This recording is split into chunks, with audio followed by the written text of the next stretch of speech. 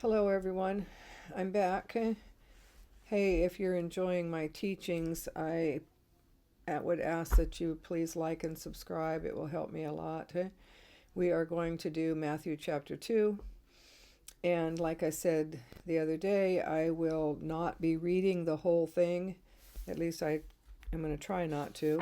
So I would encourage you to get out your Bible after this teaching and read Matthew chapter 2. So, Matthew chapter 2 starts out that Jesus was born in Bethlehem of Judea in the days of Herod the king. And behold, wise men from the east came to Jerusalem, saying, "Where is he who is born King of the Jews?" So, these wise men were following a star that had brought them to Jerusalem, and now they're searching for Jesus. But Jesus wasn't born in Jerusalem, he was born in Bethlehem. So, Herod sends for the scribes because they know the Bible, they copy it, they know what they had of the Bible, the Old Testament, and they know where the Christ is supposed to be born.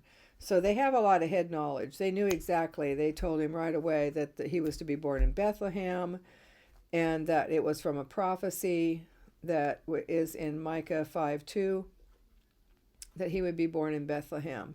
And it says, "And you, O Bethlehem, land of Judah, are by no means least among the rulers of Judah, for from you shall come a ruler who will shepherd my people Israel." Now, Bethlehem was a really small town, more of like a village, but the word Bethlehem means house of bread. So, what better place for Jesus to be born? Because Jesus in John 6 35 says that Jesus is the bread of life. So, where should the bread of life be born but in the house of bread? I thought that was really, really awesome. So, Herod has a secret plan for these wise men, and he wanted them to come back and tell him where the baby was, because he planned on killing all of the children or the baby to make sure that this Messiah was never born. We all know that did not happen, but that was his plan. So, and we really don't know. We all get this picture of three wise men carrying the frankincense and gold and myrrh, but we really don't know how many wise men there were, and more than likely there was way more than three, because people didn't travel alone in those days, especially carrying very expensive product. So there was probably more than three wise men, but they were coming to seek out Jesus. And when the wise men came in and they found Jesus, he probably was not a baby. He was probably a child. He was in a home, not in the stable. It was the shepherds that came to the stable. They were the first ones and they were the closest. So they saw Jesus first, other than Mary and Joseph, of course. But these wise men, when they came in, they knelt down and to Jesus, not to Mary or Joseph. You know, when you go to a baby shower and you get gifts, they're for the parents sometimes. You know, even diapers and things like that you would get a baby swing. It's kind of for the baby, but really it's to help the mom take care of the baby. There's so many times, but these gifts were given to Jesus, and they fell down at Jesus and worshiped him.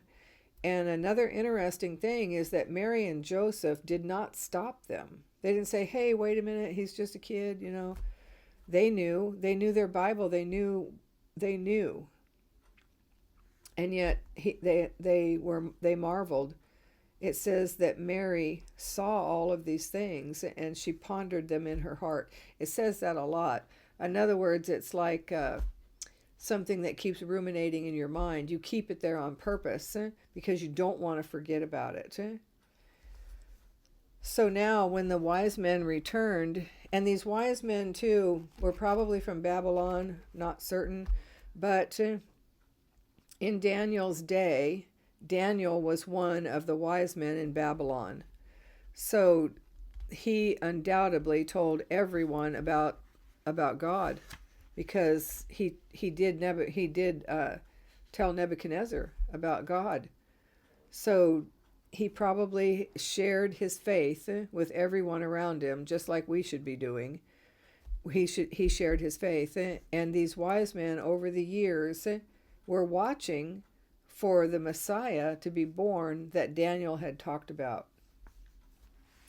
So Herod goes ahead and says, well, those wise men tricked me. They didn't come back this way. So now I'm just going to go wipe out all the children under 2 years old, 2 and under, because he wasn't exactly sure when Jesus was born, which is one way we know that the wise men didn't go to an actual baby, an infant. He went to a small child, a young child.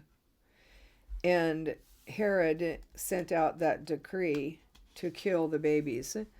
Now, Herod was a wicked man. He even killed his own family. But I can't imagine being a Roman soldier in that day.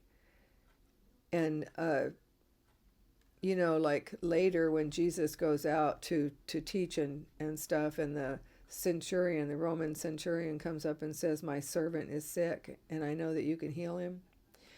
That those kind of men were the people who were sent out to do these awful deeds that Herod demanded.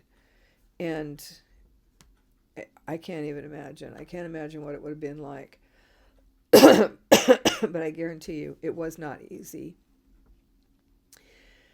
So now, gosh, sometimes you just need to take a step back and think, am I excited to seek out God? The wise men were not Jews, but they were so excited to seek out God. They traveled from far, and travel in those days was not easy. It wasn't like we have today, where everything's so much more accessible and easy. But they traveled far, and then they brought gifts. They didn't come empty-handed. They brought gifts. So many times that we go to church and we're empty-handed, and we want to receive. We just want to receive. We want to receive whatever the worship has for us. We want to get excited and fill up, and we want to hear the sermon, and we want to receive. But do we have anything to give?